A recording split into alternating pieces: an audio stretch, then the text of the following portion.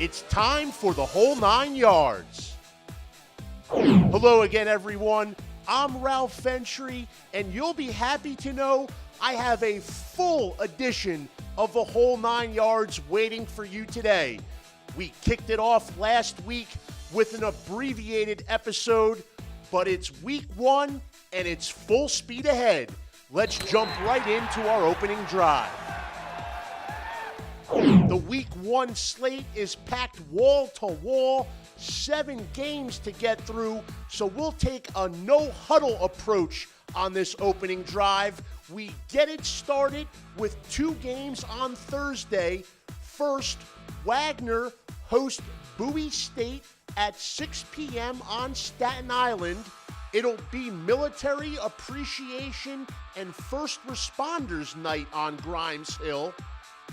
And that opening day crowd will get a chance to see one of the more experienced teams in the Northeast Conference.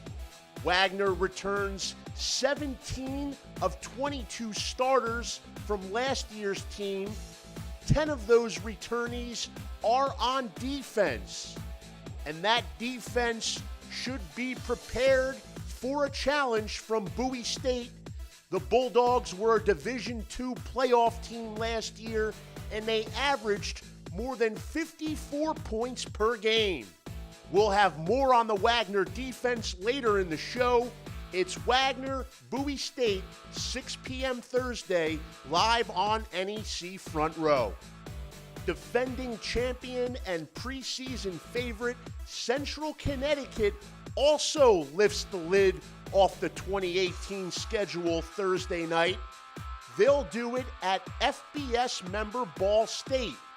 It's the second straight season that Central kicks it off against an FBS team. Last year, the Blue Devils opened at ACC member Syracuse.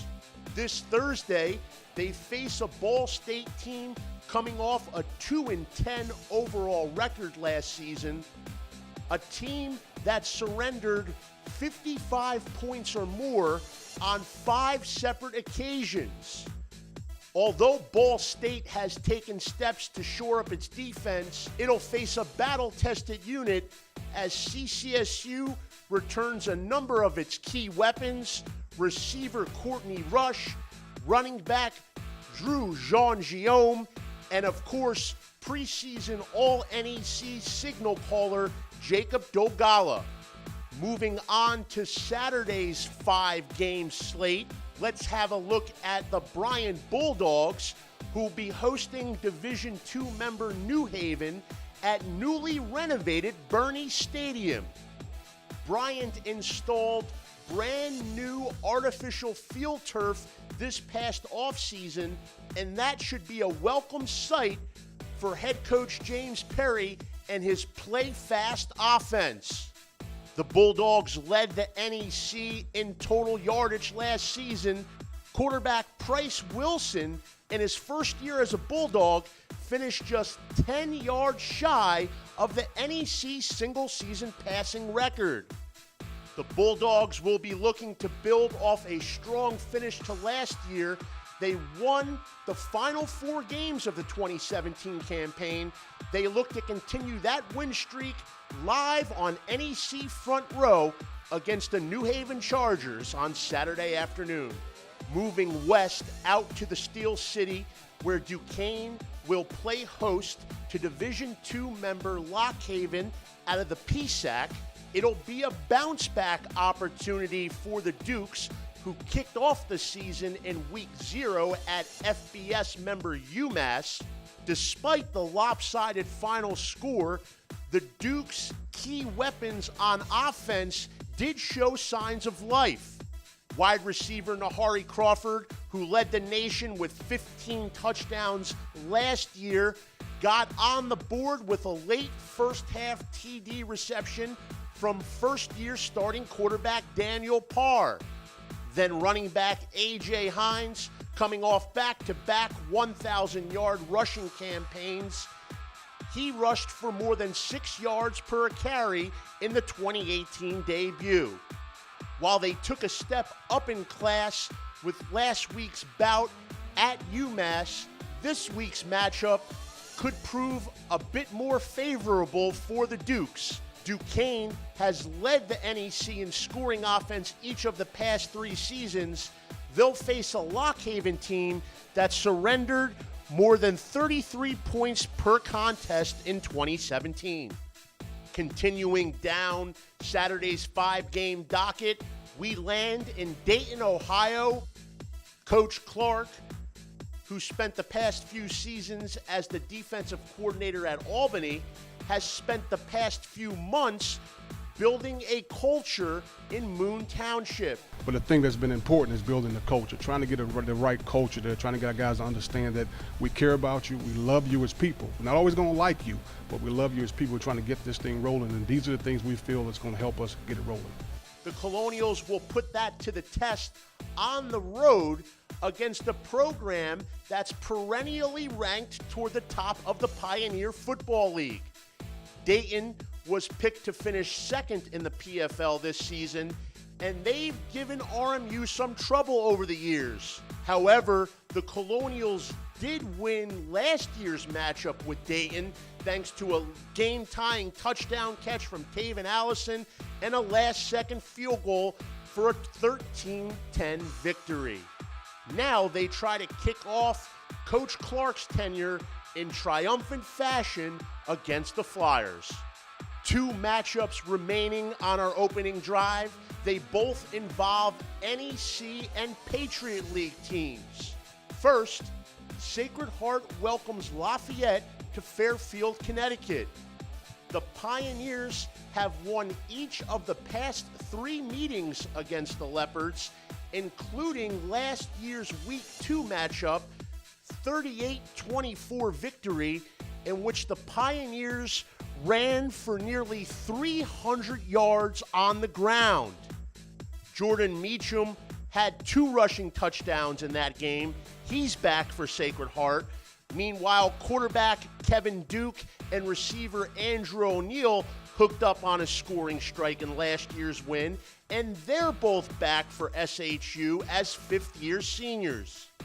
Sacred Heart hopes to keep its series success against Lafayette rolling along live on NEC Front Row. Our last matchup takes us to Bethlehem, Pennsylvania, where Patriot League member Lehigh will host St. Francis U in what'll be the season opener for both sides. If last season was any indication, it'll be strength against strength at Goodman Stadium on Saturday. St. Francis U had one of the nation's top scoring defenses, surrendering fewer than 15 points per game last fall. Meanwhile, Lehigh had little trouble putting points on the scoreboard last season thanks to running back Dom Bragalone. He's one of the top returning rushers in the FCS. Amongst active career leaders, he's second with 104.9 yards per game average. We'll tell you who's first later on in the show, but for now, St. Francis defense will focus on bottling up Bragalone with the hopes of parlaying it into an opening day victory. It's time to examine the NEC stock market and look at a particular player who's trending on the way up. We'll pick up right where we left off in the opening drive with St. Francis U. We talked a bit about the Red Flash defense. Now, flip it over to the offensive side of the ball and take a look at quarterback Bear Fenimore. He's set for his 2nd season as the starting signal caller in Loretto. Fenimore, who transferred from the University of Houston, put his big arm on display on numerous occasions last season. He showed great ability to pass from the pocket, lead his receiver, made the big throws, and as a prime example, I go back to the Week 2 2-minute drill he ran against Towson. Made a tremendous throw to set the Red Flash up in the red zone, and then beautiful touch on this pass, puts it where only Cameron Lewis can haul it in, the game-tying touchdown on the 2-minute drive. Bear Fenimore showed a great deal of ability, and now an increase in comfort level could allow him to take the next step. SFU head coach Chris Valerio alluded to that comfort factor back on NEC Football Media Day. We got to get him comfortable in the pocket, get his confidence back, and we got to get him gelling with them receivers again. We got to bring that camaraderie back. And Bear's been up all summer. He's been doing a lot of things on his own. He's been lifting. He's been talking with the receivers. So I think that cohesiveness, that bond's coming back. So that's what we have to do for him, and we got to be able to run the ball. In 10 games last season, Fenimore had a 2-to-1 touchdown to interception ratio, 14 TD passes, 7 INTs. If you'll excuse me, folks, I would now like to use my Twitter timeout.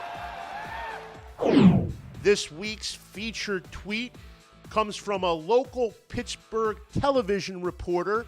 As you're probably already aware, Pittsburgh is a football hotbed, and it's home to 2 FCS programs, both of whom reside in the Northeast Conference.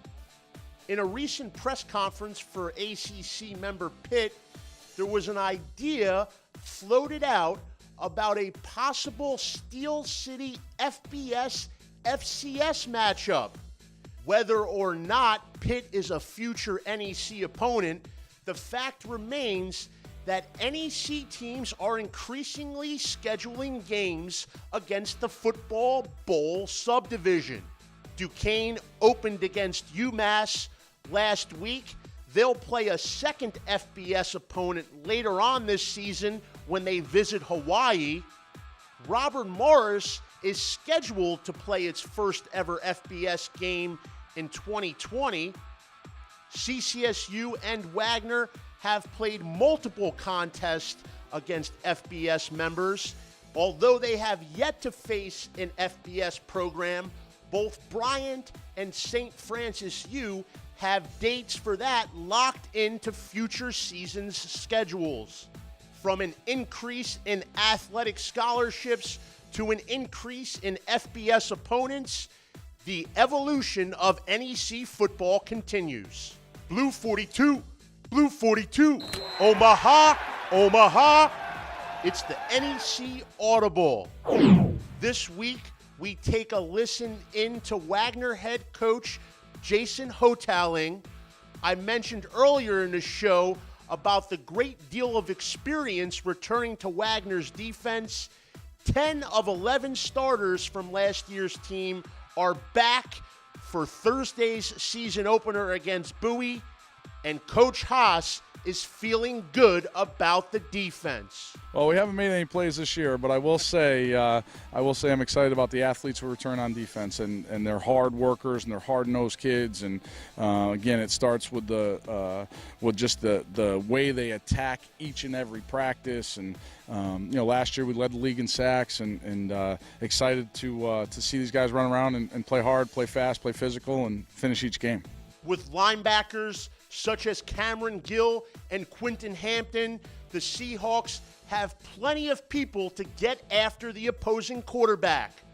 Last season, 34 sacks in 11 games. That led the Northeast Conference 8 more than the second best team. That's amazing, bro. What has me in a state of amazement ahead of week 1? It has to do with a pair of running backs who are 2 of the best in the FCS and who both play in the Northeast Conference. First, we go to A.J. Hines, the Duquesne Jr., 6.3 yards per carry in the season opener against UMass. As far as NCAA FCS active career leaders, Hines is number 1, 116.5 rush yards per game, places him ahead of the aforementioned Dom Bragalone of Lehigh. And of course, Hines isn't the only NEC running back with eye-popping numbers coming into this season. The other would be Wagner's Ryan Foles. In his first season on Grimes Hill, he rushed for more than 1,300 yards, only one of 4 backs in the FCS to go over the 1,300-yard barrier last season. In terms of yards per game average last year, Foles was number 5, Hines was number 6. 2 amazing talents with some eye-popping numbers to prove it. A.J. Hines and Ryan Foles, stats amazing. So I did my best to prepare you for the first full week of football in the 2018 FCS season. 7 games on the docket, 2 games on Thursday, 5 on Saturday, 1 FBS matchup, a number of home openers. The bottom line is, the wait is finally over. Go forth and enjoy a new season of NEC football. For NEC Front Row, I'm Ralph Ventre. We'll see you next time. Hi, it's Thomas Costigan from Bryant University. Massey, time in the pocket, and now he's sacked, loses the ball, and the Bulldogs have recovered. Thank you for watching this edition of The Whole 9 Yards.